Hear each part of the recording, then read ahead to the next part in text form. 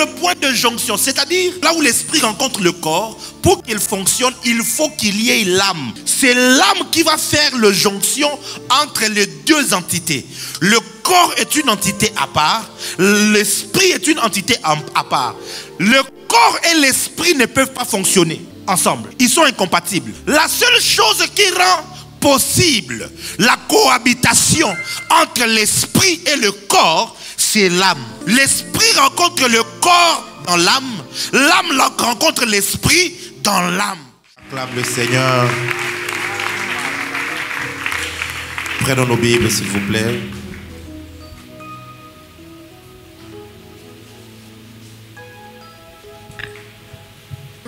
Je vais nous proposer essentiellement 3 textes des Écritures.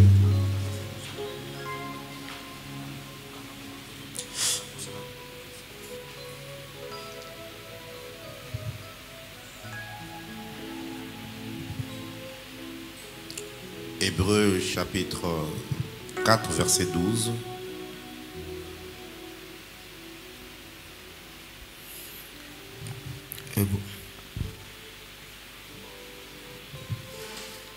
Hébreux chapitre 4, verset 12, nous lisons au nom de Jésus. Car la parole de Dieu est vivante et efficace, plus tranchante qu'une épée quelconque à 2 tranchants, pénétrant jusqu'à partager l'âme et esprit, jointure et moelle. Elle juge des sentiments et les pensées du cœur. Amen. 1 Thessaloniciens chapitre 5, le verset 23. 1 Thessaloniciens chapitre 5, verset 23. Que le Dieu de paix vous sanctifie lui-même tout entier, et que tout votre être, l'esprit, l'âme et le corps soient conservés irrépréhensibles lors de l'avènement de notre Seigneur Jésus-Christ. Et pour finir, Genèse chapitre 2, verset 7. Genèse chapitre 2, verset 7. L'Éternel Dieu forma l'homme de la poussière de la terre. Il souffla dans ses narines un souffle de vie et l'homme devint un être vivant. Amen. Mettons-nous s'il vous plaît. Ce matin, nous sommes dans notre grand thème, la délivrance de l'âme, que nous avions commencé depuis le début de ce mois de juin. Et donc ce matin, nous allons pouvoir parler sur l'anatomie de l'âme. L'anatomie est une science qui a pour objet l'étude de la forme et de la structure des êtres organisés et celle de rapport des organes qui les constituent. Deuxièmement, on dit de l'anatomie que c'est une forme extérieure du corps considérée sous son aspect esthétique ou athlétique. Mais la première définition, c'est celle qui m'intéresse, c'est-à-dire simplement une science qui a pour objet l'étude de la forme et de la structure des êtres. Ainsi donc, en voulant étudier l'anatomie de l'âme, nous voulons simplement comprendre de quoi l'âme est-elle constituée. Qu'est-ce qui est réellement l'âme de l'être humain? Parce que, voyez-vous, nous avons plusieurs enseignements qui parlent de l'esprit, mais très peu d'enseignements nous donnent les informations sur l'âme. Et les informations que nous avons sur l'âme est tellement ancienne et archaïque même. Par exemple, pour ceux qui ont étudié les livres du docteur Kenneth E. Hagin, qui ont étudié Watchman Nee, qui ont étudié quelques auteurs qui ont touché au domaine de l'esprit et qui ont touché sur l'âme, on vous dira simplement que l'âme est composée, ou encore c'est le siège des émotions, de la volonté et de la pensée. C'est tout ce que l'on sait de l'âme, de tout ce que l'on dit de l'âme humaine. Mais vous devez savoir que la Bible dit qu'au temps de la fin, la connaissance va augmenter. On ne peut plus expliquer le téléphone mobile en 2024 comme nous l'avions expliqué dans les années 98 par exemple, ou dans les années 2000. C'était toujours le même téléphone. Les fonctions majeures sont toujours là. Avec le téléphone, nous pouvons faire des appels téléphoniques. Nous pouvons envoyer de messagerie, de messages SMS. Ça veut dire quoi? Système. Bon, bref, je ne vais pas vous compliquer parce que moi-même, ça ne vient pas. On peut envoyer des SMS. Ces deux fonctions principales existent encore aujourd'hui dans tous les téléphones. Mais l'explication de ce qu'est le téléphone, je le crois bien, a beaucoup évolué. Alléluia. Aujourd'hui, quand on parle téléphone, on parle de processeur.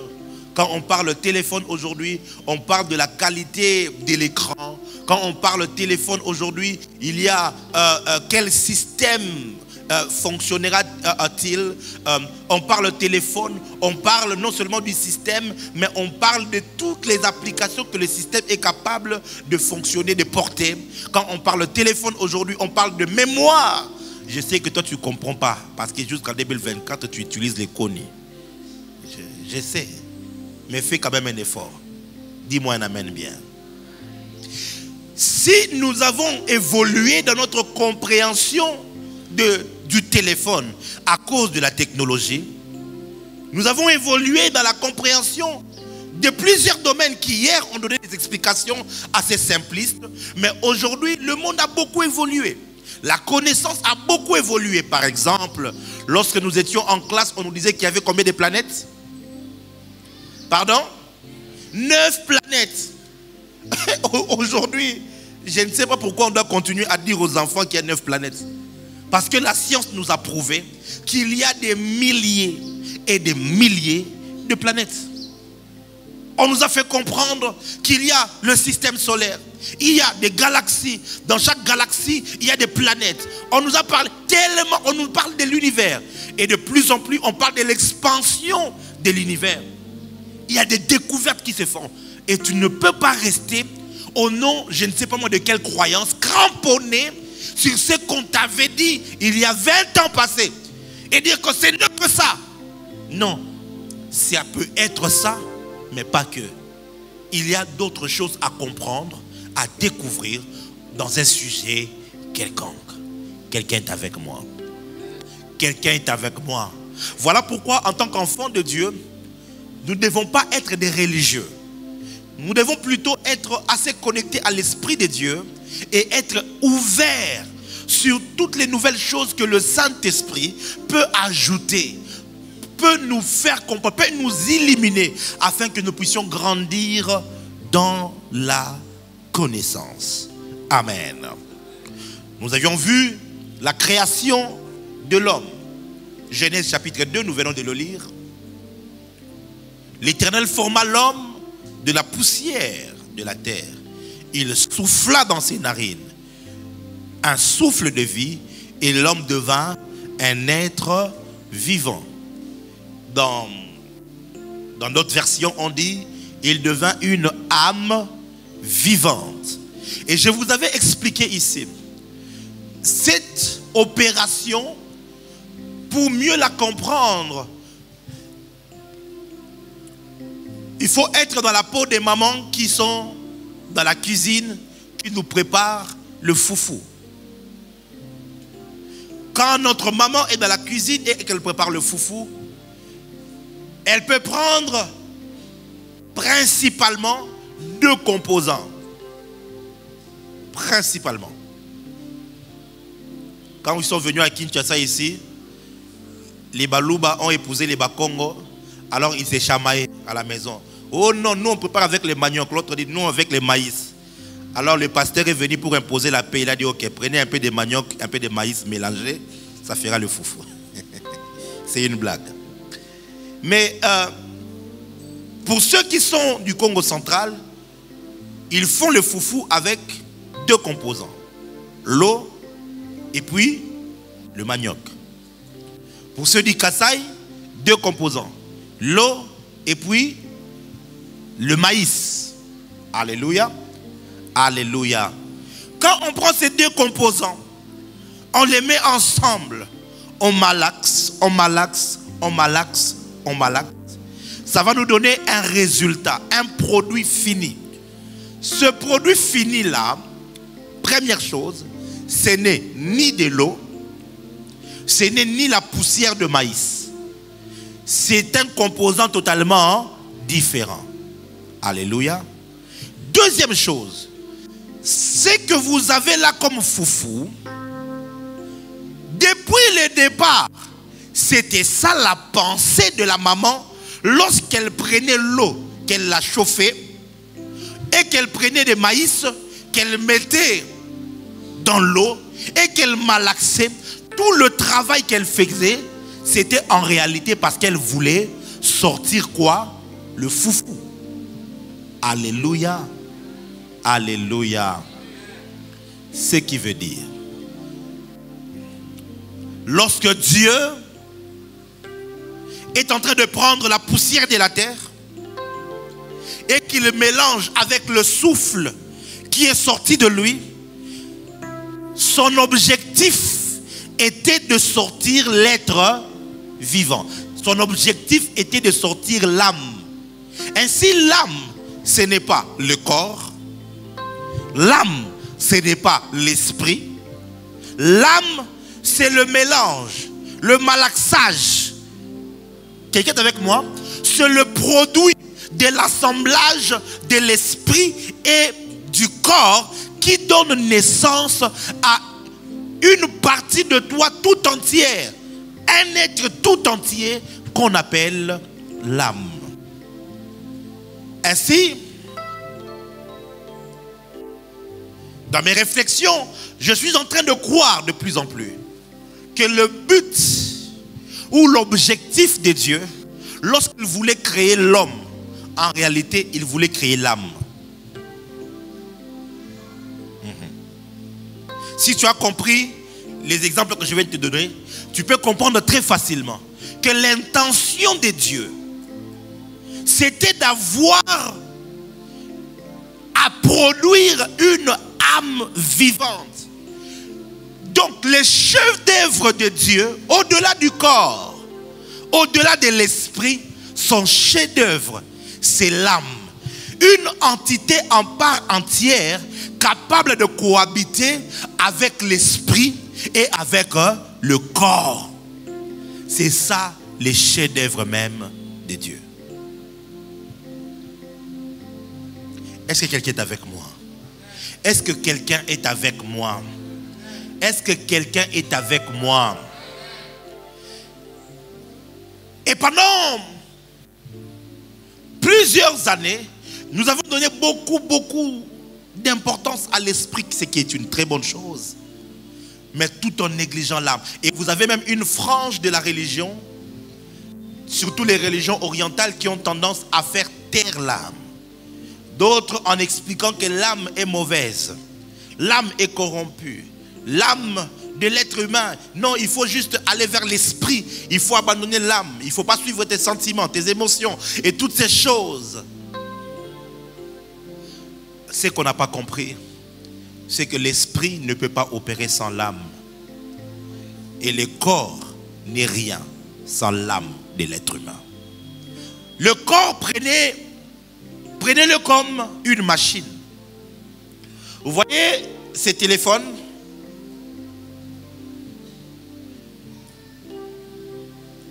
Ce qui lui donne vie, c'est le système qui est à l'intérieur. I-O-N. iOS. iOS. Ok? iOS. C'est ce qui donne de l'importance à ce téléphone. Enlever le système à l'intérieur, ce n'est qu'une carcasse. Le jour où tu meurs, qu'est-ce que l'on dit? On ne dit pas, oh, voici le frère Trésor qui est là. Non. On dira le corps du défunt, le corps du frère Trésor est là. Parce qu'on sait savoir que le frère Trésor lui-même n'est plus là-bas. Le corps est une machine.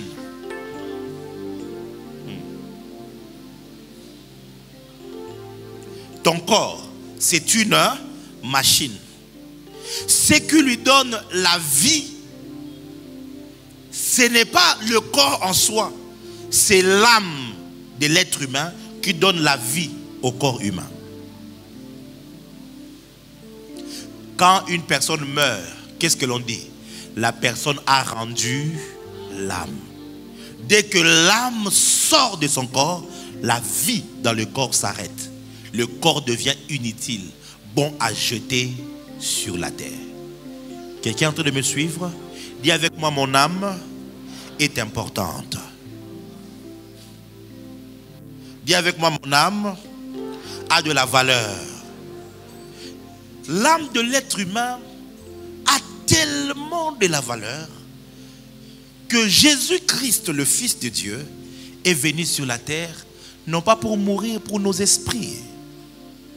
Jésus-Christ n'est pas mort pour nos âmes et nos corps, pardon. Il est mort pour sauver nos âmes. Ici, je t'emmène à réfléchir. Si Dieu trouve nécessaire de sacrifier son propre fils juste pour sauver les âmes, dites-vous bien que l'âme doit avoir donc trop d'importance aux yeux de Dieu. Quelqu'un est avec moi? Si l'âme a trop d'importance aux yeux de Dieu, ça veut dire que Dieu est attaché quelque part à l'âme d'une certaine manière. Et pourquoi il serait attaché à l'âme? Parce que l'âme, c'est son chef-d'œuvre. L'âme, c'est ce qu'il voulait réellement créer. Quand l'homme pêche, regarde ce qu'il lui dit. Tu es poussière, tu retourneras où? À la poussière. Le corps, directement, il connaît sa localisation, tu rentreras dans la poussière. Quand le mal a atteint son paroxysme, dans Genèse chapitre 6, Dieu se répand d'avoir créé l'homme, et puis il dit, mon esprit ne restera pas à toujours dans l'homme. Et puis il retire son esprit.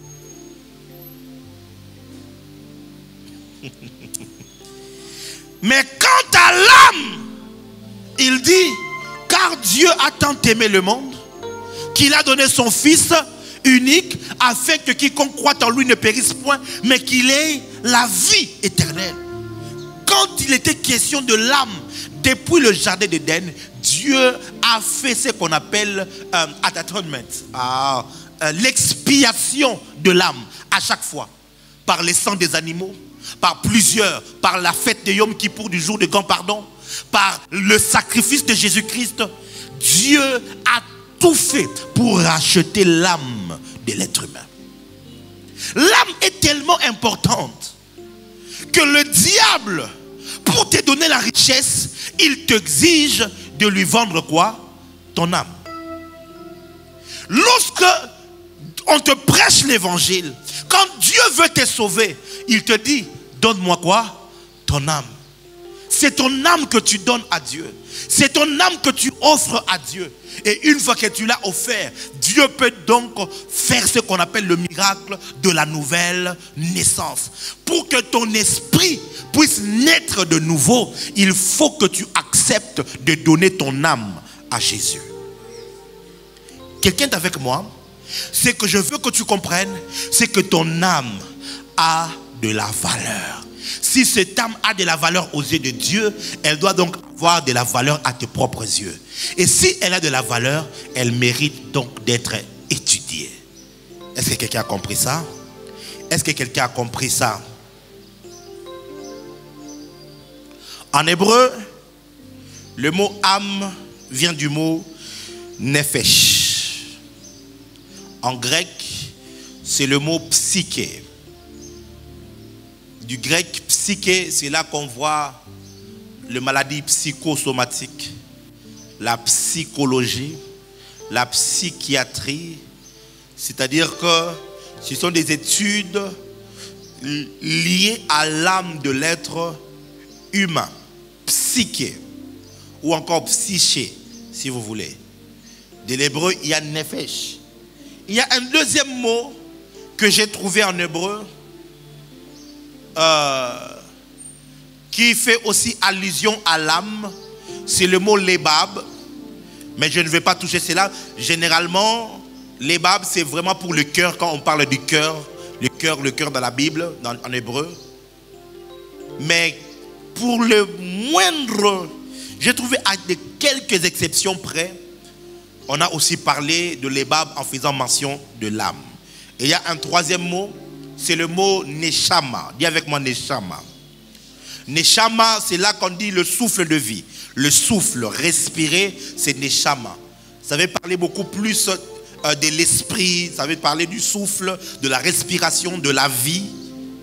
Mais à un seul endroit dans Ésaïe, on fait référence à neshama comme étant les âmes des êtres humains.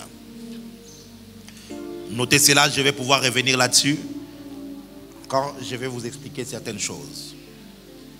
C'est quoi l'âme? J'ai essayé d'écrire quelques phrases qui peuvent vous donner une certaine lumière.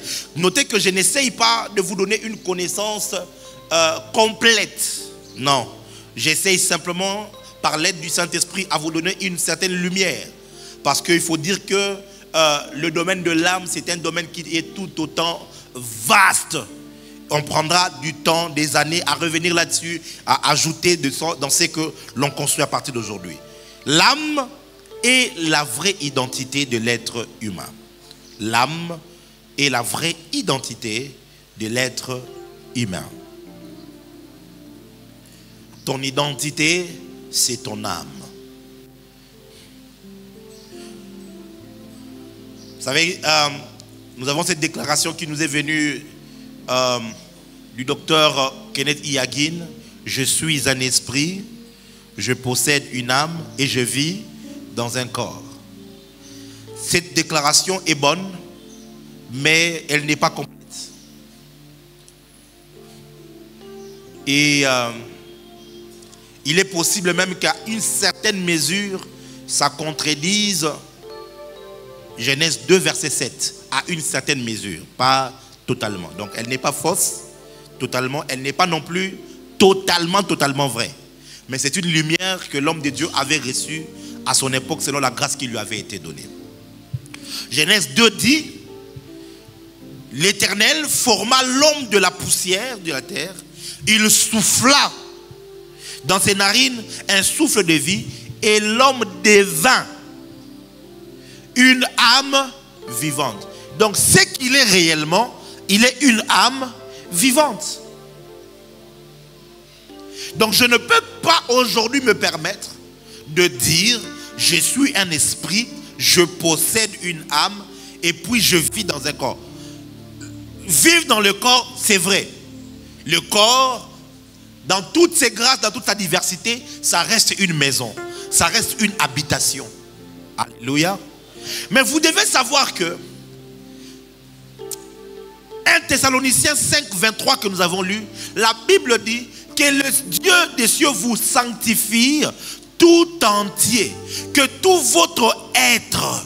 Donc quand on parle de l'être, de l'humain, on ne doit plus faire une, je ne dirais pas distinction, mais plutôt une séparation dans le sens de dire je suis esprit, je possède une âme. Non, parce que l'être humain est vraiment esprit, âme et corps. Alléluia. Ce sont des entités à part entière que Dieu a mis ensemble. Je n'ai pas de bons mots pour vous faire comprendre ça. J'espère que vous me comprenez. Dieu les a mis ensemble. L'un n'est pas plus grand que l'autre. L'un n'est pas plus important que l'autre. On enlève ton corps que tu négliges aujourd'hui. Si tu veux opérer sur la terre, tu deviens fantôme.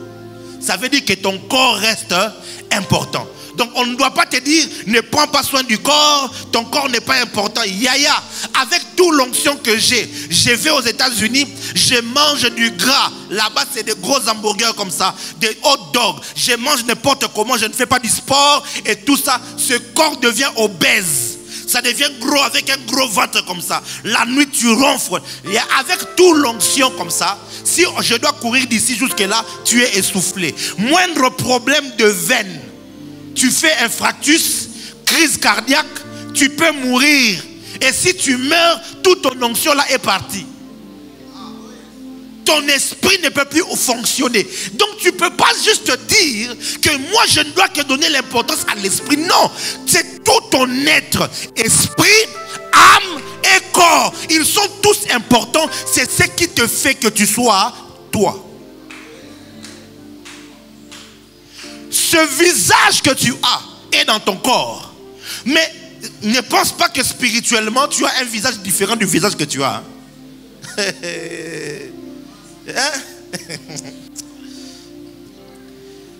Ah, bon, ça va.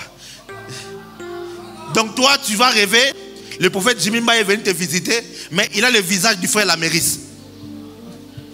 J'aurai seulement mon visage. Ça veut dire, et le visage ici, il est important. Et celui qui est à l'intérieur là-bas, il est important.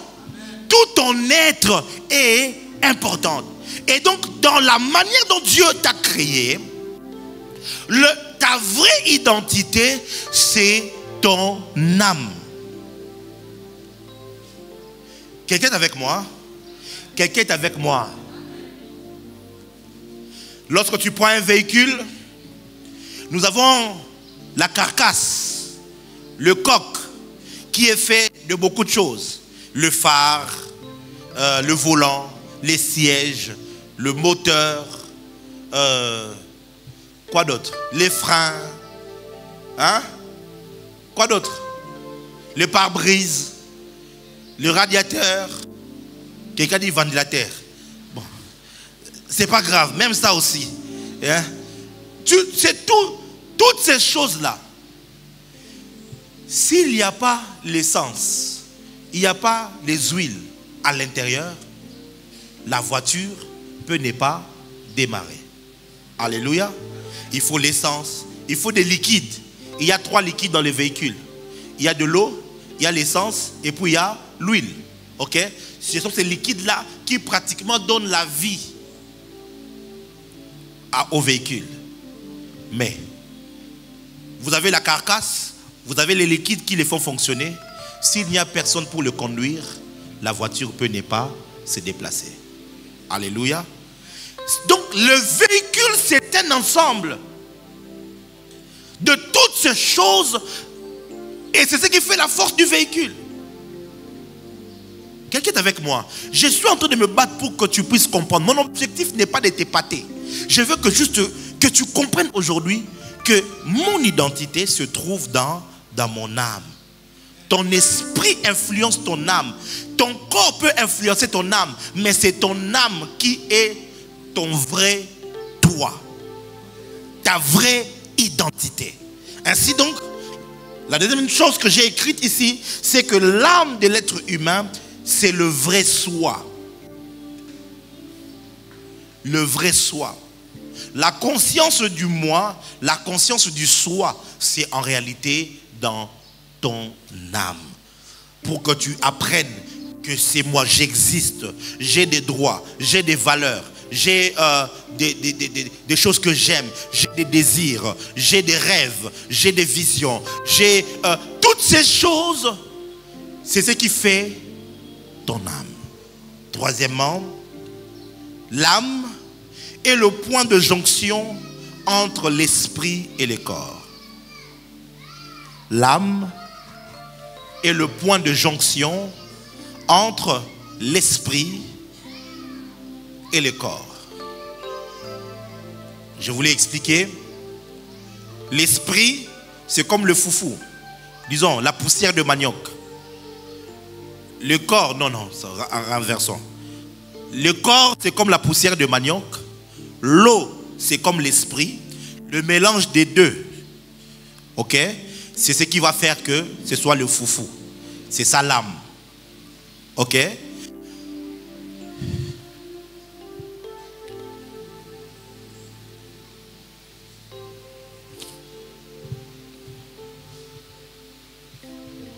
Lorsqu'on étudiait dans l'école primaire, on avait les histoires de... Comment on appelait ça encore? On mettait des cercles comme ça et puis on met A. Et puis on met un autre cercle, on met B. Les ensembles, hein? Ensemble A, ensemble B. Et généralement, quelquefois, on pouvait mettre les deux ensembles ensemble. Et puis il y a... Hein? Sir? Ah, fils.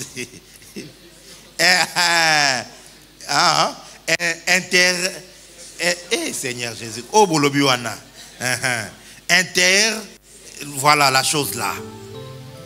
Tu vas te rendre compte que l'inter-chose là, c'est une partie de l'ensemble A et une partie de l'ensemble B. Lorsque tu es dans l'intersection, tu n'es ni dans l'ensemble A ni dans l'ensemble B. Et tu es à la fois dans l'ensemble A et dans l'ensemble. C'est ça l'âme.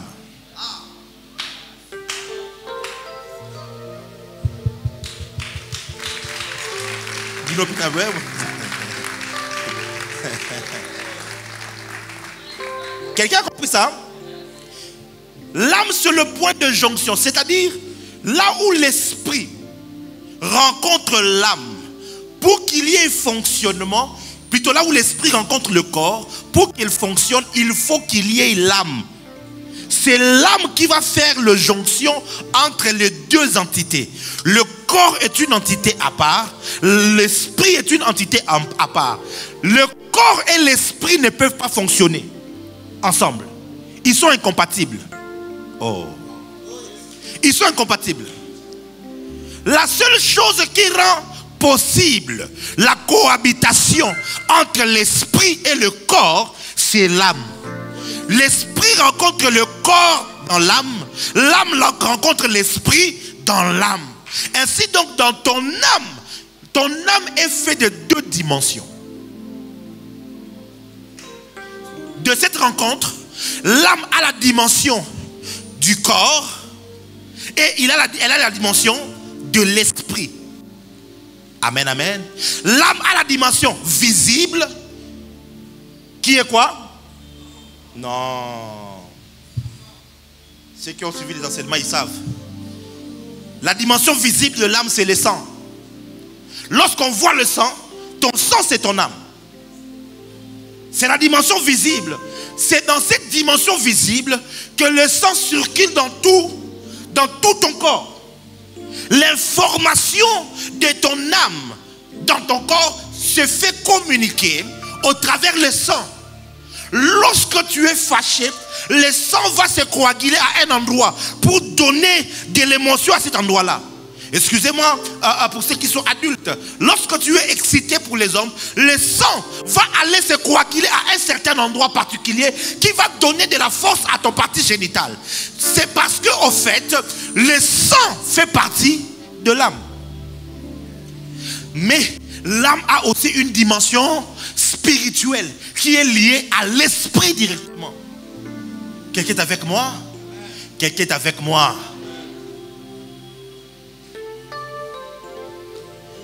Aïe.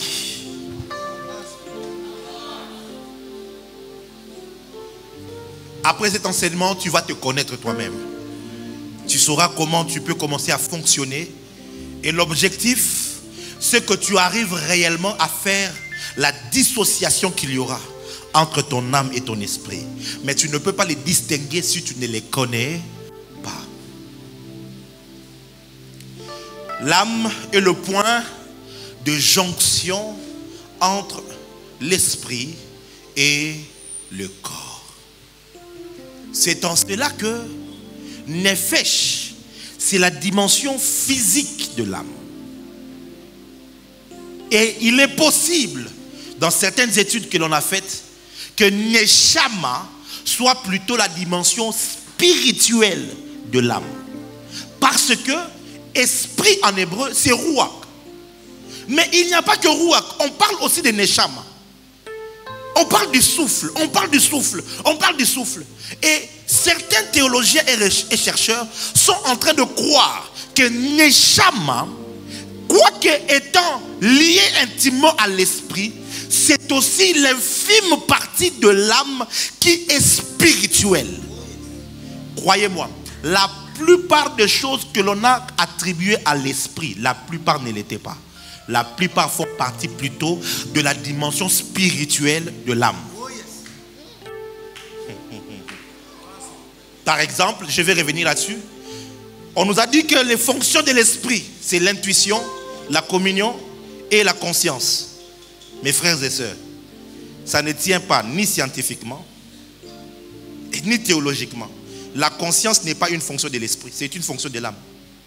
Mais c'est plutôt la fonction de la dimension spirituelle de l'âme. Mais c'est dans l'âme.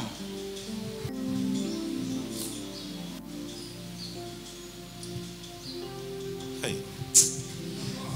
Continuons avec l'enseignement. Est-ce que quelqu'un est en train d'être édifié ce matin? Nous sommes dans une école, hein, on apprend. Qu'est-ce que l'on trouve dans l'âme?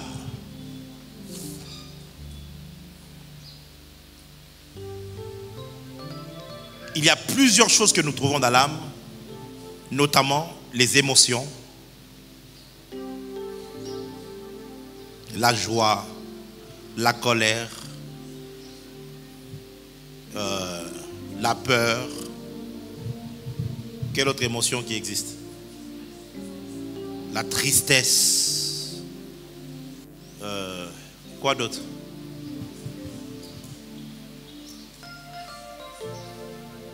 Est-ce que le stress est une émotion?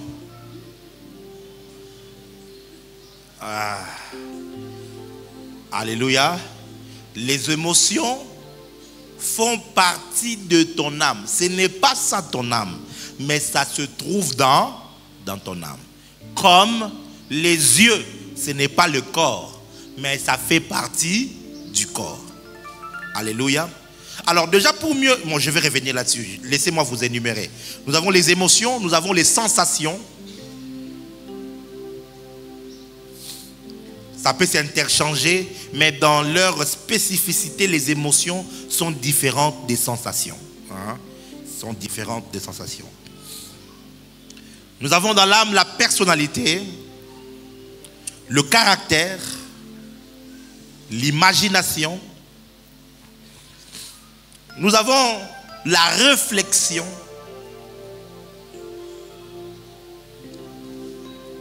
Nous avons l'intelligence,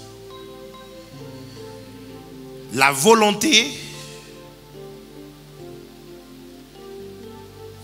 Nous avons la conscience.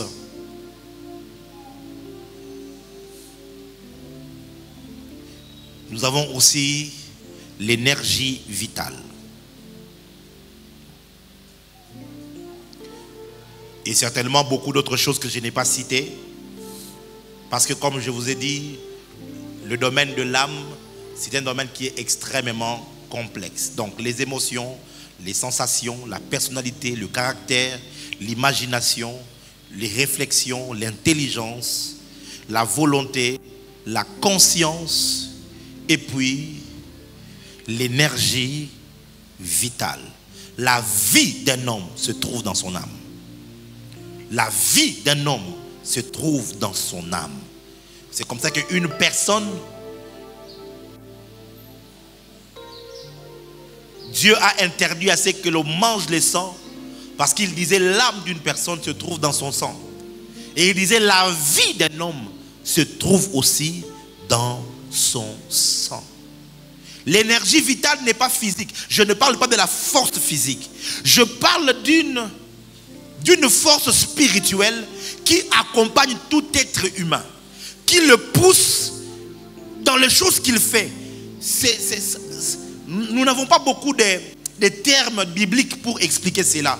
Malheureusement, le monde a des termes, mais je n'ai pas envie de vous donner des termes que le monde utilise. C'est pourquoi je prends juste le mot énergie vitale. Alléluia.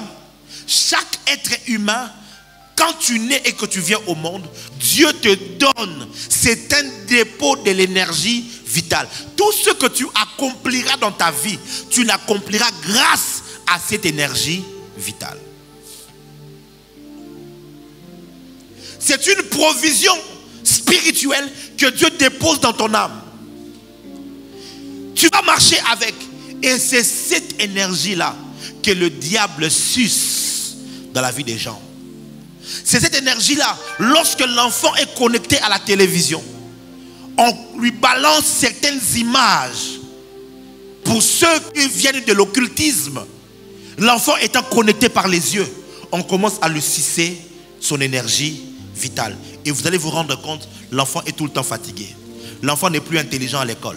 L'enfant ne donne plus de bons résultats. L'enfant n'a plus envie de rien. L'enfant n'arrive plus à réfléchir. L'enfant, et du coup, la destinée de l'enfant est détruite. Pourquoi? Parce que son énergie vitale avait été sucée.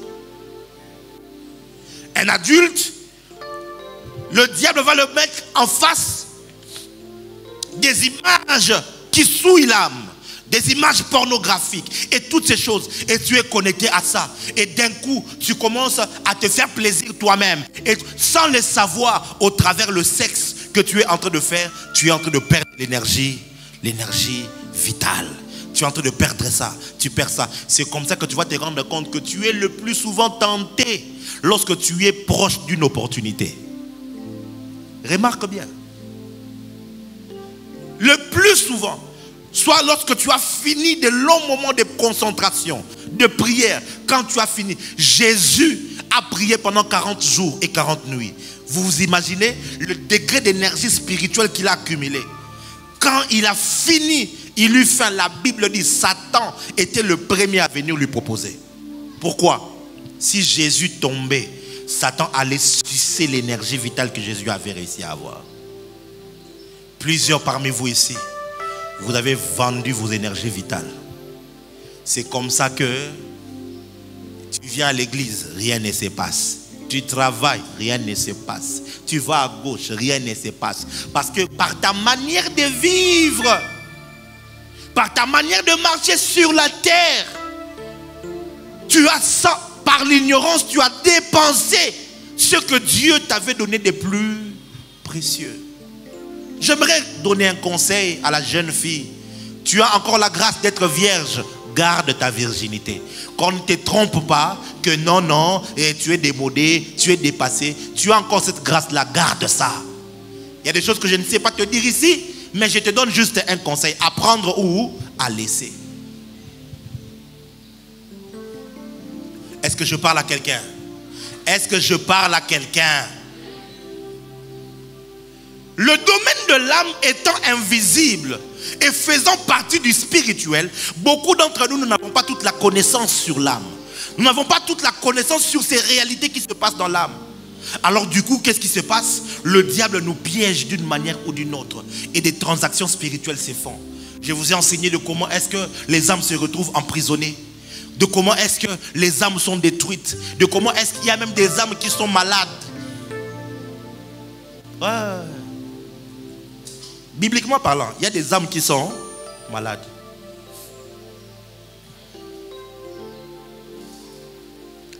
Toi, ton degré de jalousie là, il y a ce qu'on appelle la jalousie maladive. Parce que au kutanagana âme moga mabe, apesa au malade yoana. Tu vois maintenant, toi c'est téléphone est vibré. C'est qui? C'est qui? Montre-moi, montre-moi, montre-moi. Oh. Hey, Jésus.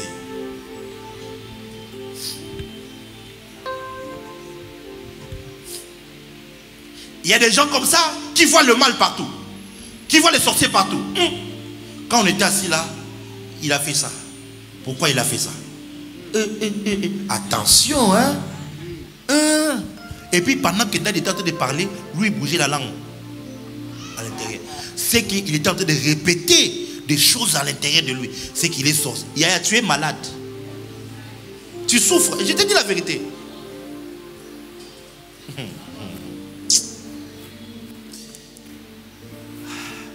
Je suis en train de prier pour quelqu'un. Que Dieu restaure ton énergie vitale. Ce que j'aime avec Dieu, c'est que l'on a perdu, on peut récupérer cela. C'est l'une des bénéfices de la prière. Lorsque tu pries, lorsque tu es devant Dieu, tu te tiens devant Dieu. Mes frères et sœurs, la prière agit sur tes 3 dimensions. La prière agit sur ton esprit, elle agit sur ton âme, elle agit aussi dans ton corps. Il y a des énergies spirituelles que tu vas développer et tu vas restaurer dans ton âme. Il y a un terme que les pentecôtistes utilisent souvent, c'est que c'est se ressourcer. J'ai beaucoup donné, je vais aller dans la présence de Dieu pour me ressourcer. C'est-à-dire que j'ai perdu des vertus, alors je vais aller pour récupérer ce que j'ai perdu. Ce matin, alors que tu es dans la présence de Dieu, que le Seigneur te donne de récupérer ce que tu as perdu. Lorsque nous étudions le corps, parmi les facultés qu'a le corps humain, le corps a les 5 sens. Les 5 sens qui est la vue, l'ouïe, l'odorat, le goût et puis le toucher.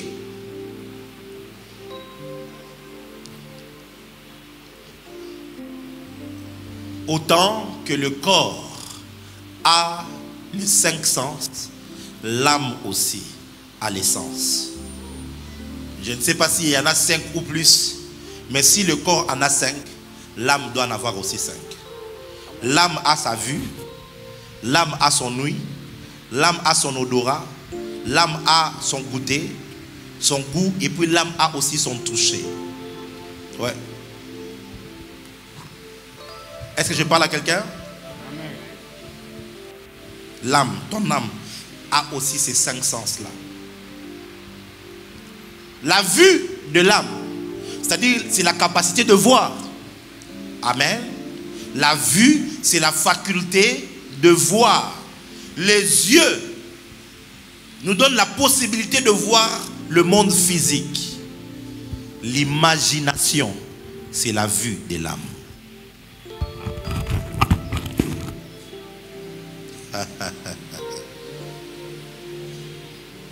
Nous sommes en train de parler maintenant des facultés ou encore les 5 sens de l'âme. La vue de l'âme, c'est quoi? L'imagination. C'est-à-dire que lorsque tu fermes tes yeux physiques, tu vas te rendre compte que tu seras en train de voir, mais tu ne vois pas avec les yeux physiques. Oh. Je vous ai dit que c'est le point de jonction. C'est-à-dire qu'au niveau de ton âme, ton imagination peut voir le monde physique. Ton imagination peut voir le monde spirituel. Lorsque les visions viennent de notre esprit, elles sont claires au niveau de notre imagination. Parce que l'esprit, c'est le vent. Le vent n'a pas de... Pour qu'elle soit claire, il faut que ça vienne au niveau de mes yeux de l'âme. Maintenant, je peux voir la forme. Pour voir que ce que j'ai vu, c'est la couleur bleue. L'esprit ne va pas savoir bleu, rouge, non. C'est au niveau de l'âme. Quand ton âme n'est pas exercée, tu ne peux pas bien fonctionner dans le prophétique. Parce que nous utilisons notre imagination. J'ai comme l'impression que je ne suis pas à la JLC. Je suis dans CP qui moi là peut-être.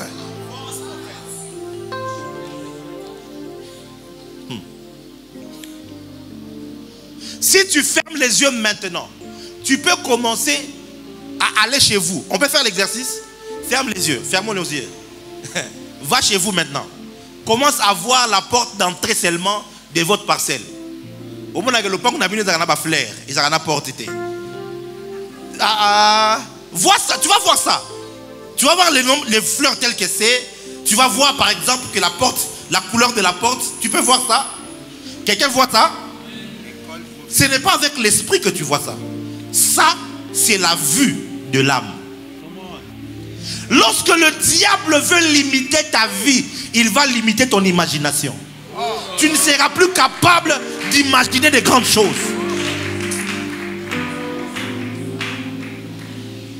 Lisez-moi le livre de Jacques. Oh, my time is over. Mon temps arrive à sa fin. Il y a tellement de choses à vous dire.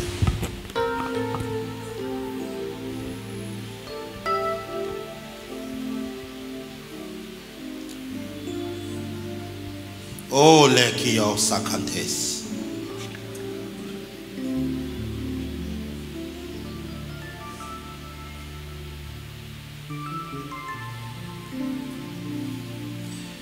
Jacques chapitre 1.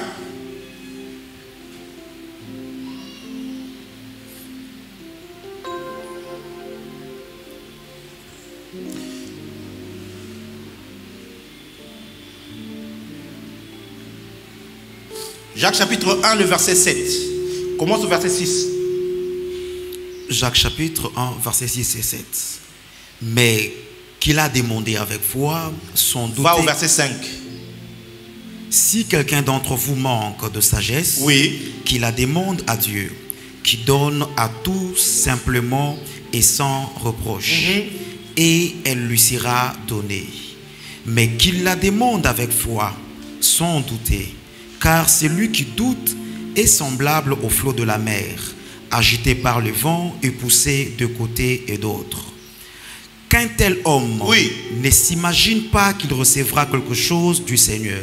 Qu'un tel homme ne s'imagine pas recevoir quelque chose du Seigneur. Prenons ce verset dans son entièreté. Il dit, celui qui manque de sagesse, qu'il la demande à Dieu. Ça veut dire, s'il a la foi, il va recevoir. Ok? Mais s'il doute, on dit qu'un tel homme qui ne s'imagine pas. Donc, s'il ne doute pas, qu'est-ce qu'il doit faire? Il va s'imaginer. Tu demandes, tu ne reçois pas parce que tu ne sais pas faire fonctionner les yeux de ton âme. Écoutez, vous me tentez beaucoup de vous dire des choses. Prophète. Dieu est esprit. Tes bénédictions sont spirituelles.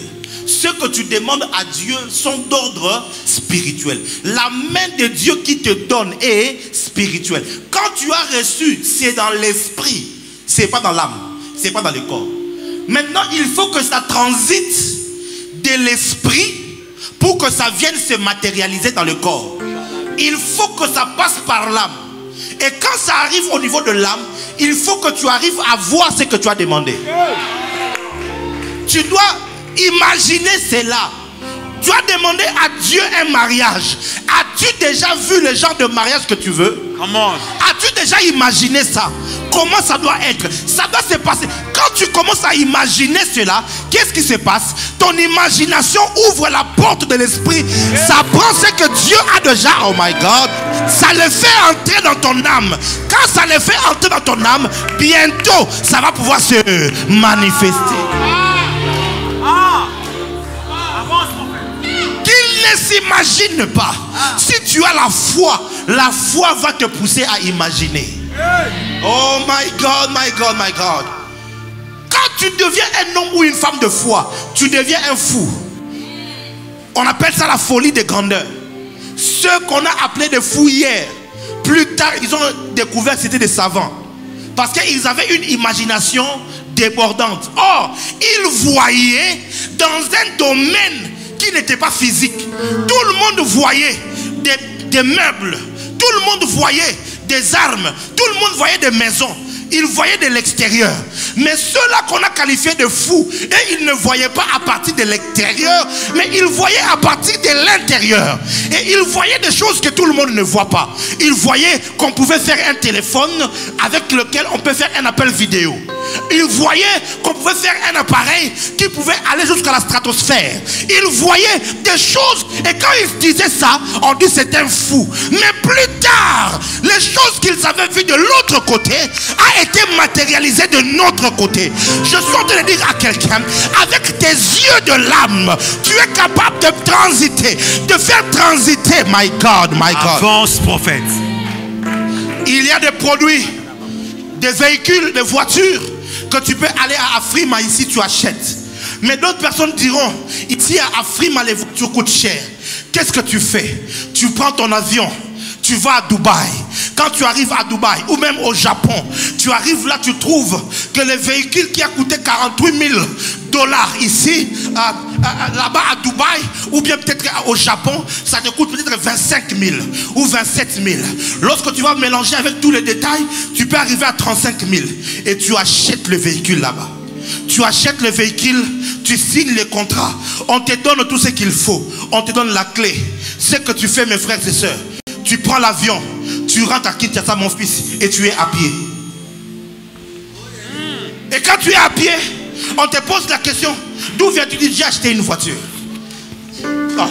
Avance, prophète. Pour que la voiture se matérialise, ça va prendre au moins 60 jours, 2 mois. Pendant 2 mois, tu appelles ton ami, mon cher, tu sais quoi? J'ai une voiture. Tu prends le téléphone, tu lui montres le modèle. Oh my God. Tu vas vivre avec ta voiture pendant 2 mois sans avoir touché ta voiture. C'est après 2 mois que tu vas aller à Boma. Tu fais toutes les transactions, toute la paperasse. Qu'est-ce qui va se passer? Tu prends les véhicules. Ce n'est pas lorsque tu as touché les véhicules que tu as possédé les véhicules. Oh. Tu as commencé à posséder les véhicules depuis le jour où tu l'as payé au Japon. Ce qui est grave, il y a même d'autres agences. Tu ne vas même pas au Japon. Tu vas juste dans une agence ici à Kinshasa. Tu leur payes de l'argent. Tu n'as pas vu la voiture. Tu as juste vu le catalogue. Tu as choisi la voiture. Tu leur as fait confiance et puis c'est fini. Tu vas commencer maintenant à attendre. 1 semaine, 2 semaines, 3, tu dis ma voiture arrive. J'ai une voiture. J'ai acheté le véhicule. Ma chérie, ne t'inquiète pas. J'ai la voiture. Moi, ça vous parle de aïe aïe. What voiture? Le véhicule en question. Tu as menti. C'est ça notre. Tu as déjà dit, je t'ai élevé. Tu dis, Seigneur, tu mens. Je ne suis pas élevé. Tu es en train de mentir. Tu es bien. J'ai vu une porte de s'ouvrir pour toi pour les États-Unis. Tu dis, ces prophètes, c'est toujours comme ça. Le problème, c'est que le prophète ne voit pas au niveau extérieur. Il voit au niveau spirituel, à l'intérieur. Maintenant, quand tu as reçu la prophétie, il faut qu'elle loge dans ton âme. Ouvre la porte de l'imagination. Commence à voir. Engaye dans New York. Moi, je suis à Engaye. Je suis à Washington. Tu commences à faire des recherches.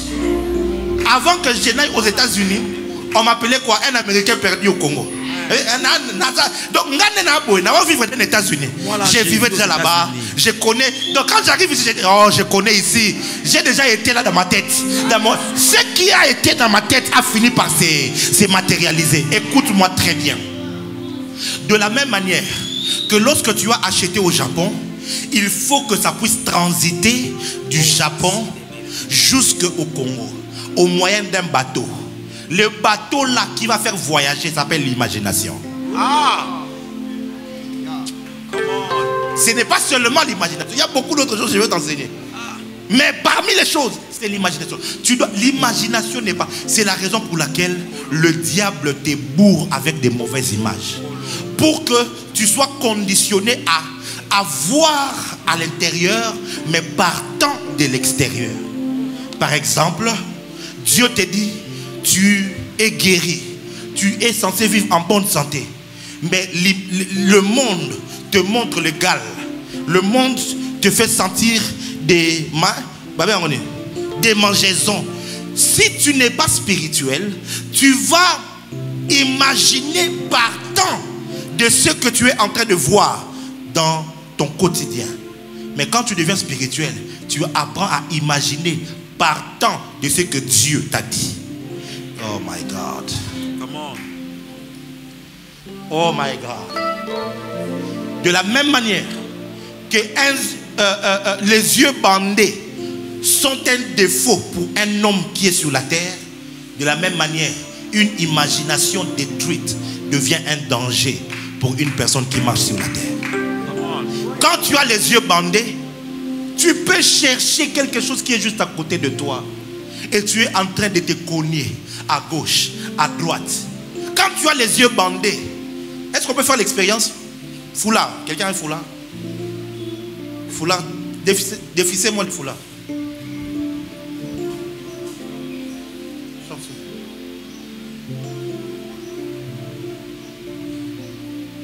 Yara. Bande les yeux. Bandé peut-être bien. Soit Richard. Le frère s'appelle Trésor.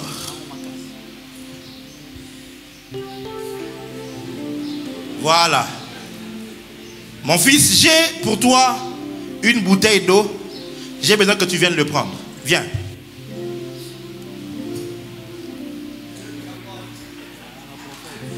Conseil la mise à mon lit pour moi, non, ne pas les yeux spirituels parce que ces garçons voient. Observez très bien. Je suis juste à côté là.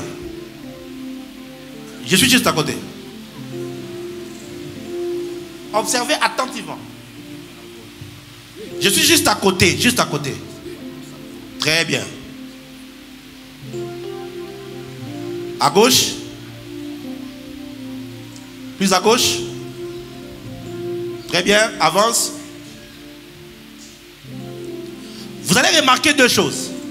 La première, il peut parler rapidement. Il va aller lentement. La deuxième, il va passer son temps à chercher quelque chose qui est à sa portée. Enlève le bandage.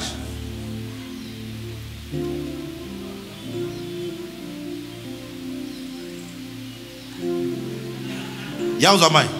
Viens prendre de l'eau. Plus facile. Voyez? Quand tes yeux sont bandés, tu ne sais pas avancer. Quand les yeux de ton âme sont bandés, ta vie ne pourra pas progresser. Il y a un homme très riche aux États-Unis. Il est milliardaire, si je ne m'abuse. Si pas millionnaire ou multimillionnaire. Il est né aveugle. Il s'appelle Stevie Wonder. Il est né aveugle. Mais l'aveuglement de ses yeux ne l'a pas empêché de devenir un homme à succès. Vous savez pourquoi? On lui a ravi les yeux physiques, pas les yeux de l'âme. Il a appris à jouer aux instruments, le piano, les tessiers, il est devenu un grand musicien. Donc sans les yeux physiques, tu peux avancer. Mais si on te ravit les yeux de l'âme, tu ne peux pas avancer. Tu ne sais rien voir. Et encore pire maintenant, si on t'enlève les yeux spirituels. Parce que les yeux de l'âme ne sont pas les yeux spirituels. Autant l'homme est corps, âme, esprit, esprit, âme, corps. Chaque entité a ses yeux. Il y a les yeux du corps, il y a les yeux de l'âme, il y a les yeux de l'esprit. Il faut, maintenant tu prends de la vitesse lorsque tes trois yeux commencent à fonctionner. Lorsque les yeux de l'âme, les yeux de l'esprit, les yeux du corps fonctionnent très bien, tu prends de la vitesse dans ta vie. Pourquoi? Parce qu'avec les yeux de l'esprit, tu peux voir ce que Dieu te donne. Avec les yeux de l'âme, tu peux voir ce que Dieu a donné.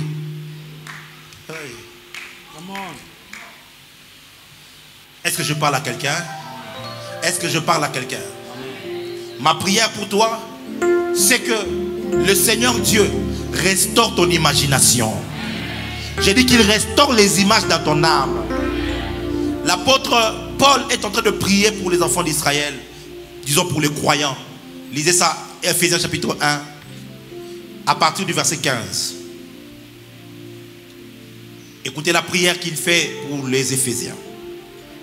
Ephésiens chapitre 1, le verset 15. Quelques-uns, il est vrai, prêchent Christ par en 16. Ceux-ci agissent par amour. Tu n'es pas dans Ephésiens.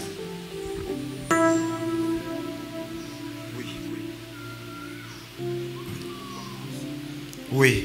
C'est pourquoi, moi aussi, ayant entendu parler de votre foi au Seigneur Jésus et de votre charité pour tous les saints, je ne cesse de rendre grâce pour vous, faisant mention de vous dans mes prières, afin que le Dieu de notre Seigneur Jésus, le Père de gloire, vous donne un esprit de sagesse et de révélation dans sa connaissance. Il touche l'esprit de sagesse et l'esprit de révélation dans sa connaissance. Ensuite, et qu'il illumine les yeux de votre cœur. Qu'il illumine les yeux de votre cœur. Pour que vous sachiez quelle est l'espérance. Je pensais qu'il allait dire pour que vous voyez.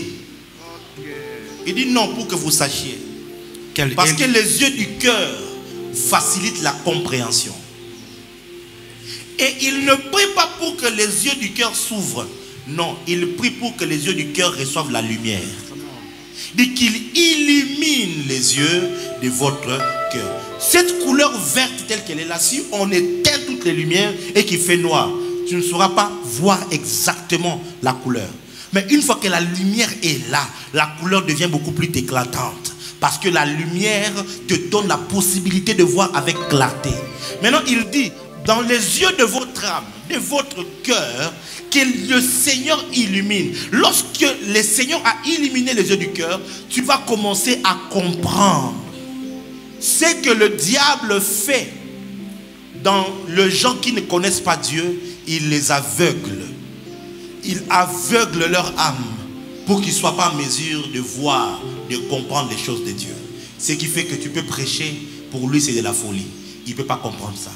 Il ne peut pas comprendre pourquoi on peut jeûner, pourquoi on peut prendre l'argent et donner à Dieu, pourquoi on peut aller en retraite, pourquoi on peut venir à l'église, pourquoi on doit se réveiller la nuit et prier. Pourquoi? Il ne peut pas comprendre ça parce qu'il est aveuglé. Mais lorsque tes yeux de l'âme sont éclairés maintenant par Dieu, tu commences à comprendre. Tu lis la parole de Dieu, tu comprends. Tu commences à voir ce que Dieu a prévu pour toi. Tu commences à croire à l'impossible. À croire que même si je n'ai pas un parent qui a fait politique, moi je peux exceller dans la politique. Tu commences à croire que même si je n'ai pas $1 million en compte, je peux créer un projet et ce projet va me rendre millionnaire. Tu commences à croire à des choses farfelues et impossibles. Pourquoi? Parce que tes yeux ont été illuminés. Je suis en train de prier pour toi. Que le Seigneur illumine tes yeux. J'ai dit que le Seigneur illumine tes yeux. J'ai dit que le Seigneur illumine tes yeux. Oh Mali Shaliva Sakatos. So Jalibra Lia Vastante Lega. Dis avec moi, Seigneur, illumine mes yeux spirituels. Illumine mes yeux de l'âme.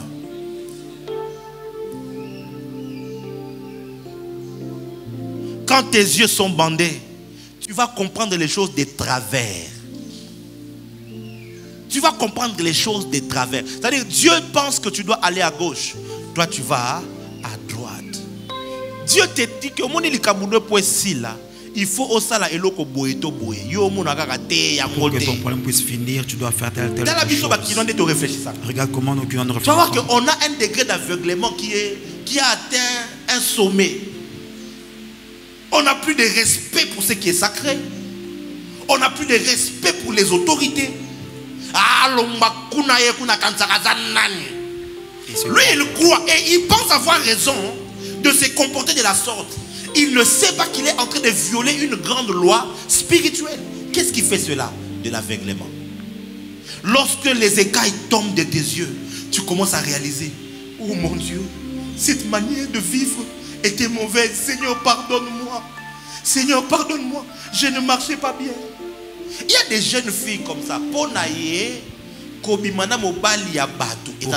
sortir avec un mari d'autrui, c'est normal.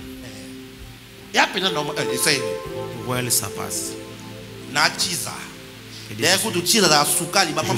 Sinon, on va la crise cardiaque. À justifier. Et je vous dis qu'il y a des gens, il n'y a même pas de culpabilité. C'est normal. Mais le jour où la lumière vient sur eux, ils réalisent, oh mon Dieu, ça c'est quoi ça? Quelle est cette vie? Je ne veux pas de cette vie. Seigneur, je veux en sortir. Et même d'autres, ils sont prêts même à souffrir, à manquer de tout. Mais il s'est dit, je ne peux plus continuer comme ça parce que le Seigneur l'a éclairé. Ma prière pour toi, c'est que le Seigneur t'éclaire. Amen. Que le Seigneur t'apporte sa lumière. Amen. J'ai dit que le Seigneur t'apporte sa lumière. Amen. Il y a des gens, allez voir un féticheur pour avoir que la mutumbasu ait un problème.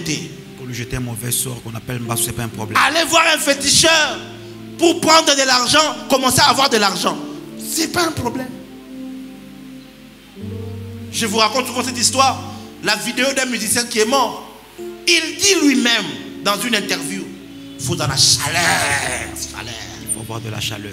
Nous Nous entrons. la place qu'il dit la loge où il va. Je connais tel endroit dans telle loge. Quelqu'un qu'on dirait d'une sirène. Avec fierté. Parce que pour lui, il pense que c'est vraiment comme ça. Pourquoi il réfléchit de la sorte? C'est parce que ses yeux ont été aveuglés. Ses yeux ont été bandés. Mais quand la lumière de la parole de Dieu vient vers toi, tu comprends que, oh mon Dieu, il faut dans le cas de délivrance. Seigneur, mon Dieu, délivre-moi de ce que j'ai fait, des alliances que j'ai conclues, de cette manière que j'ai vécu, parce que la lumière est arrivée. Je prie que la lumière vienne sur toi. Je prie que la lumière vienne sur tes yeux. Que tu commences à comprendre les choses à la manière de Dieu. Que tu commences à suivre les voies que Dieu a tracées pour toi. Et pour t'aveugler, le diable utilise plusieurs voies depuis ton enfance. Il met des couches d'aveuglement, des couches d'aveuglement, des couches d'aveuglement. Et puis du coup, tu as grandi. Mais tu ne peux plus comprendre les choses de Dieu. Tu ne peux plus suivre. C'est pour ça que Dieu, quand tu as cru, il t'aimait dans une église. Suis les enseignements. Suis les instructions. Même quand tu es aveugle, tu vas suivre petit à petit jusqu'à ce que tu sortes du trou et que tu sois soigné et que tu commences à voir avec clarté. Mais on nous aveugle, Mais toi tu es encore aveugle, tu veux commencer le ministère. Tu deviens un aveugle qui conduit d'autres aveugles. Vous allez tous tomber dans un puits. Ton argent peut être dans la braise.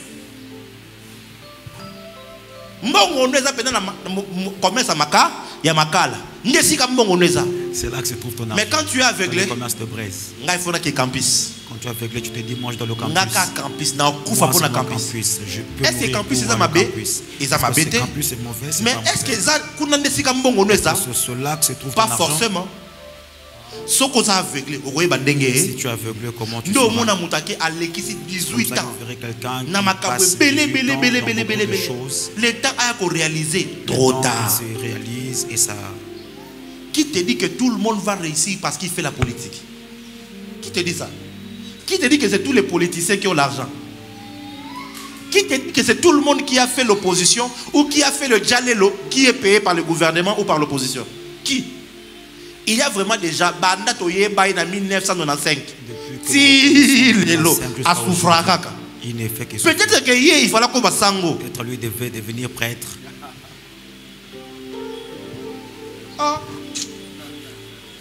Et ça il fallait comme mamelo. Il faut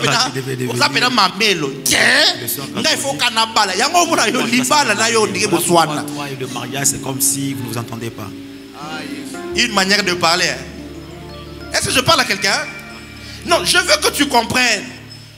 Pour que tu voies avec exactitude ta destinée, il faut que le Seigneur illumine les yeux de ton cœur. Que cela soit ton partage ce soir. J'ai dit que cela soit ton partage ce soir.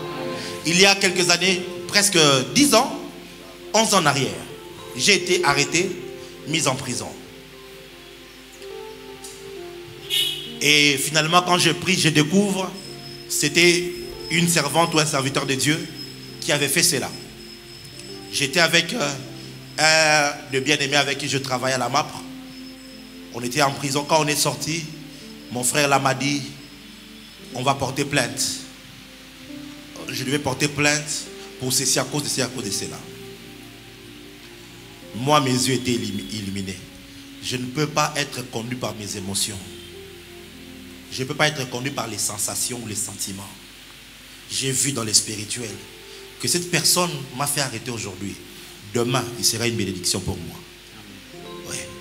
Et j'ai dit, pardonnons, laissons passer. Ne portons pas plainte. Ah, prophète, non, non. J'ai dit, ne portons pas plainte. Laissons ça. Un jour, tu comprendras. Les années sont passées. Un jour, je me retrouve à un endroit. Ce n'est plus la personne qui m'a honoré, mais ses enfants m'ont fait tellement du bien. J'ai reçu beaucoup d'argent par les enfants de cette personne qui m'avait fait arrêter. Si mes yeux n'avaient pas l'élimination, j'allais vouloir me venger. ce qui serait légitime. Mais j'allais rater quelque chose que l'avenir aurait prévu pour moi.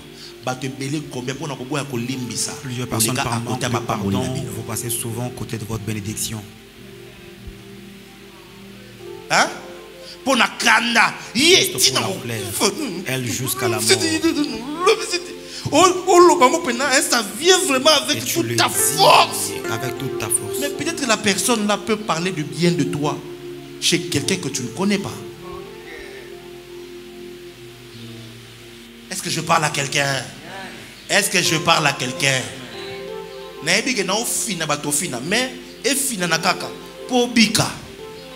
interprète ça.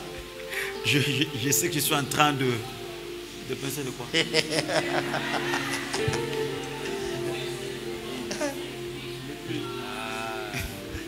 Est-ce que je parle à quelqu'un? Est-ce que je parle à quelqu'un? Oh, thank you, Lord Jesus.